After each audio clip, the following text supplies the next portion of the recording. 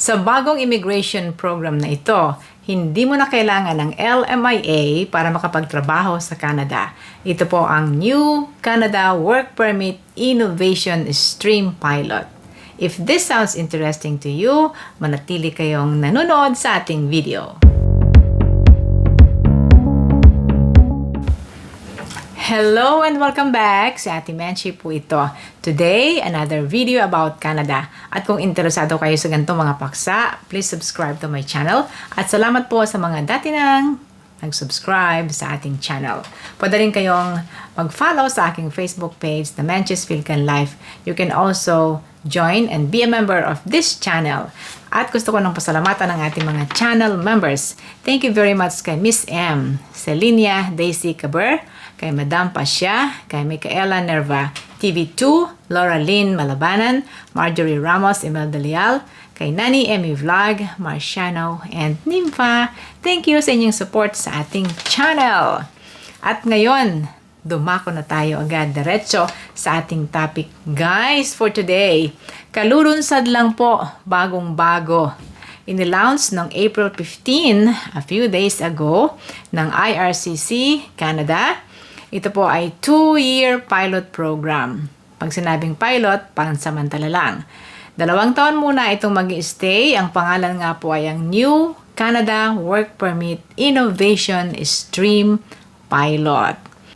It will run for 2 years at inaasahang matatapos po sa 2026 via the Global Hypergrowth Project.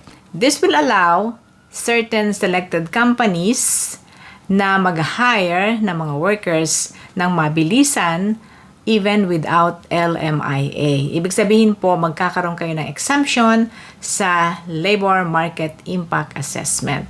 Yan ang isa sa nahihirapan ng employer kumuha kasi kailangang patunayan mo na wala kang makuha sa loob ng Canada bago ka mabigyan ng LMIA. But this one is LMIA exempt. Sa programa pong ito ay mag-hire sila ng mga highly skilled na mga workers, na mga employees para magtrabaho. Sa ngayon po ay mga selected na mga fast-growing na mga businesses, mga companies dito sa Canada. Ano ang mga features ng programang ito? Kanina po yung sinabi ko sa inyo na this program will hire from outside Canada and inside Canada na mga highly skilled workers or highly skilled employees. Ang tier po nito ay tier 0, 1, 2, 3 only. Okay guys?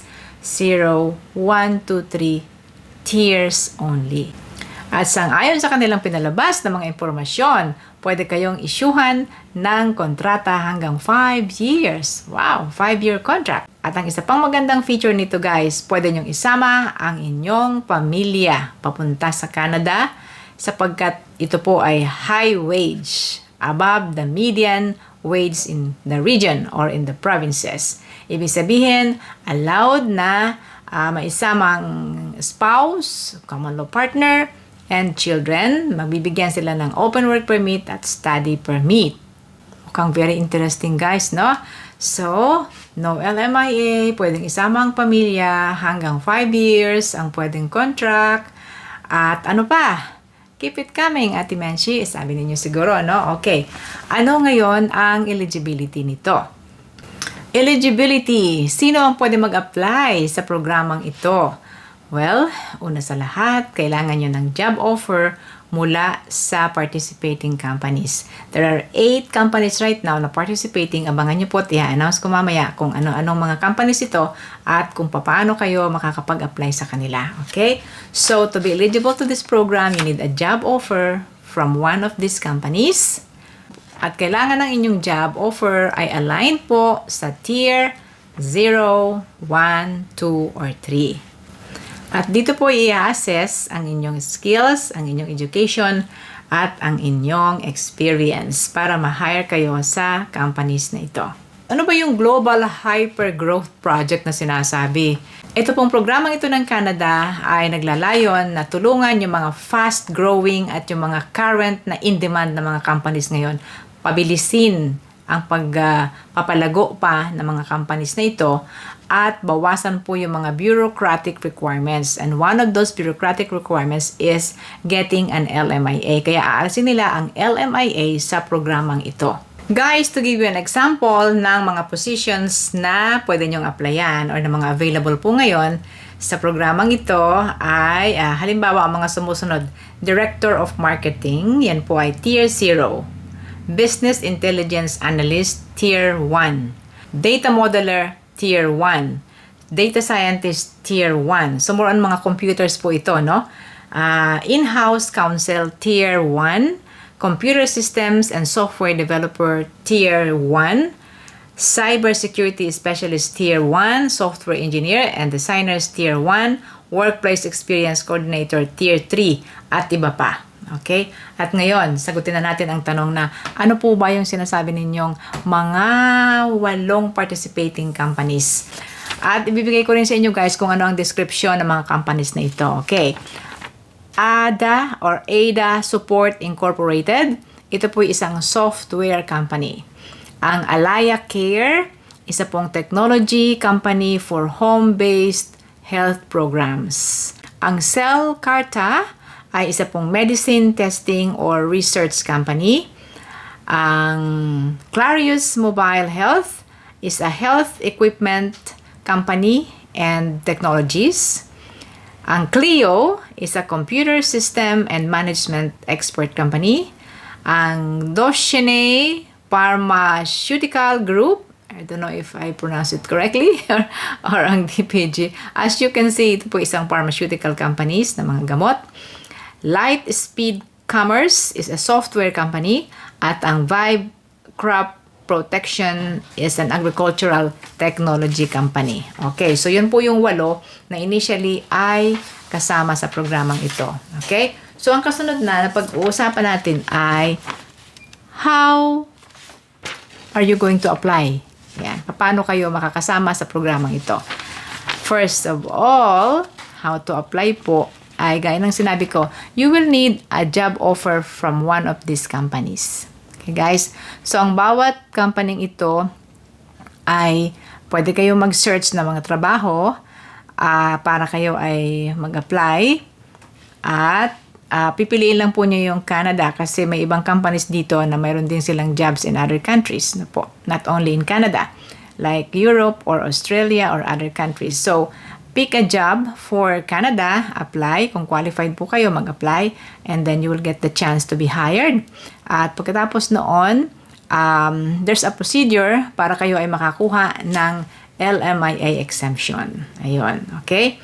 So, there's a link na pwede ko pong ilagay sa ating description box para doon na lang ninyo i-click ang bawat link and then pag click nyo ang mga link, makikita nyo kung ano mga jobs ang available right now. Of course, there will be more jobs available later on, pero sa link na ipapakita ko sa inyo sa description box, pwede ho ninyong i-click yon to find some jobs. Okay? Let's take a look at some of the current positions na available, guys.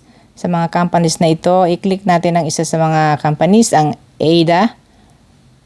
Okay, Channel Partner Manager for Canada. Instructional Designer for Canada. Meron ding UK, meron ding Australia. And then Solutions Consultant, Voice. Engineering Manager for Canada. Intermediate Software Engineer. Senior Product Design, Voice for USA and Canada. Revenue Account Executive Mid-Market. Salesforce Administrator. Ayun, ilan po yan sa mga sample ng jobs na available. Basically, first, get a job offer mula sa mga companies na ito. You will need to apply for an LMIA exemption sa IRCC secure account ninyo. And then, i-apply na ninyo ang inyong work permit sa programang ito ng Innovation Stream. The work permit fee is 155 Canadian dollars. Ito po ay isang employer-specific work permit. Okay? At ang kasunod na niyan, maghihintay kayo na ma-approvean and then move to Canada kapag kayo na-approve. And you'll get the chance na mai-apply din for open work permit ang inyong spouse at ang inyong mga anak naman for study permit. So yan po ang isa sa pinakabago na programa dito sa Canada.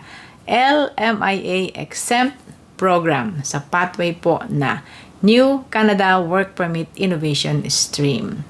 Kung nagustuhan nyo ang ating video, please subscribe to my channel.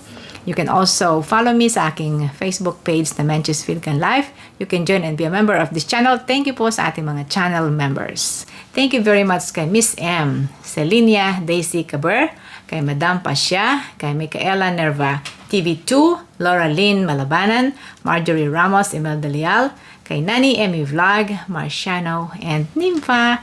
Thank you sa inyong support sa ating channel. That's it for now, guys. Ate Menchie po ito. Thank you very much for watching and I'll see you again.